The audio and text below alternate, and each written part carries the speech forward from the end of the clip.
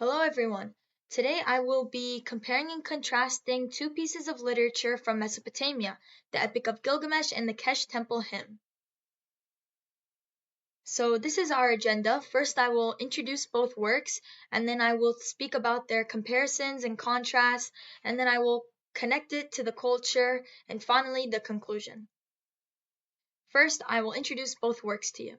So, the Epic of Gilgamesh was written around 2100 to 1200 BCE due to the different versions that exist of it, and it is written in the form of a epic poem, which is a long poem that retells events/stories of a hero. And this particular one focuses on Gilgamesh, king of Uruk.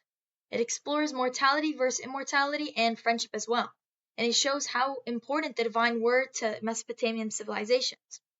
So zooming in, it focuses on the adventures of Gilgamesh, a two-thirds divine and a one-third human king, and it constantly emphasizes power of the divine and gods, both their creation and destruction powers. First of all, it explores the theme of friendship between Gilgamesh and Enkidu, as shown in the quote here. Here, Enkidu and Gilgamesh defeat the Bull of Heaven by working together, showing their friendship. It also explores the theme of mortality versus immortality shown in this quote here, where Enkidu is at the brink of death. And it really shows how immortality was seen as this thing that everybody desired. However, obviously, that was not able to be fulfilled.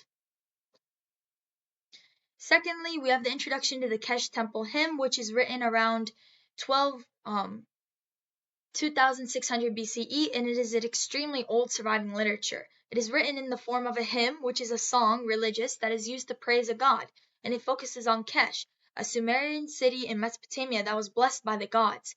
This one glorifies the Kesh temple in Nuntut, the goddess the temple is dedicated to, and it shows how the temples seem to be at the heart of all activity in Sumeria. Zooming into this one, it praises and elevates the Temple of Kesh in importance for being acknowledged by the divine, and it celebrates Nintud, the goddess of fertility and childbirth, who is seen as a mother goddess. First of all, it explores the theme of God approval, as shown here, which shows that the fact that this quote was at the very beginning shows just how important it was that they have the God's approval. Second of all, we have the theme of importance of life, which speaks here about how Kesh brings so much life and birth and sprouts, and it really shows how important life was to Kesh. Now I will compare and contrast the two works. Here are the comparisons. So first of all, we have the language and expression.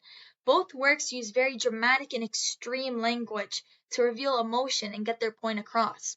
Secondly, we have the role of humans, and both of them have specific roles that humans are supposed to follow, and they are quite often under the divine.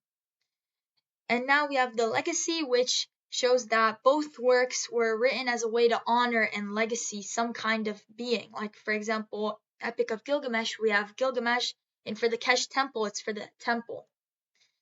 Secondly, we have the contrasts, which first of all was the divine influence on life, which the Epic of Gilgamesh shows the divine beings as being unpredictable and are often feared.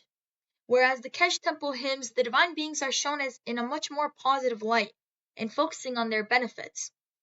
Now we have the focus of texts, where the Epic of Gilgamesh focuses on a person showing what he went through, whereas the Kesh Temple hymn focuses on praising the temple and the divine, not for a specific character development. Now we have the storytelling mode, where the Epic of Gilgamesh is in the form of an epic poem, which goes through Gilgamesh's life chronologically, featuring lessons. Whereas the Kesh Temple hymn is in the form of a hymn, which is much more praising and serious, affirming devotion. Now we'll connect these two to Mesopotamian cultures and what this says about them. Mesopotamian culture, first we have the god/goddess power, and both works are very shown to have great power, controlling the lives and fate of the people, and the temple relies on being blessed by the power of the god to be able to prosper. Secondly, nature is of very much importance because throughout the Epic of Gilgamesh and the temple hymn, nature is a present feature, and the temple is said to be in a beautiful location geographically, abundance and fertile nature. Now the city reputation. Both cities, Uruk and the Temple of Kesh/the city that it's in, are regularly praised, with the Epic of Gilgamesh's Uruk being praised by its walls, which is a source of pride, and the Temple of Him, the city, is praised for its holiness and grace and prosperity. Now I will conclude this presentation with final words. Here we have the conclusions. Both the epic and hymn greatly showed us the values and beliefs of those from Mesopotamia, and it also showed us what Mesopotamia placed importance on for its people. Secondly, with the preservation of both works really revered the importance of keeping the memory of their people alive. Additionally, preservation shows the importance of perhaps wanting to act as inspiration for later generations. Lastly, studying ancient literature as I did, or art in general, can tell us so much about human life and especially past culture. It seems to be an extremely valuable resource when attempting to understand any particular group. And here I have my work cited. So thank you all for listening to me, and I hope you enjoyed.